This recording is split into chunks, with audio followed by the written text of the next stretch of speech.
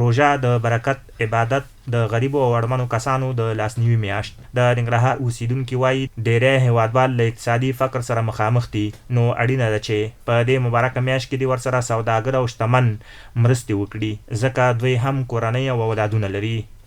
او زموږ په هیواد کې ډیر بېوزله یتیمان او کونډې شته دی چې د تجارانو څخه مو هیله ده چې د غریبو خلکو لاسنیوی وکړي او هغوی ته نقدي مرستې هم ورکړي او د روژې لپاره خوراکي توکو ته ضرورت لري. ځینې خوراکي توکي دي چې هغوی ته واخلي او ورته ورکړي.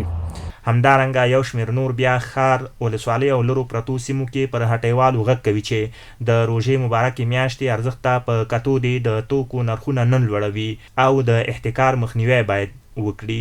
د رمضان المبارک میاشت را روانه ده او ټولو دکاندارانو نه دا هیله کېږي چې ولس چې دی غریب دی او په سودا کې ورسره کومک وکړي او سودا په ارزانه بیې ورباندې خرڅه کوي وپلورئ. او په دکاندارانو مې دا غږ دی چې اوسه پورې مار څونه ګټې کولې هغه م کړي دي او د دې نه وروسته او د غریبانو سره کومکونه وکړئ، سوداګانې ورته ارزانه کوئ، قیمته کوئ مه. دوی دغه راز د غیر دولتي مؤسسو له مسؤلینو هم وغوښتل چې د روژې مبارکې میاشت کې له اړو کسانو سره خپلې مرستې دوامداره او ډیرې کړي.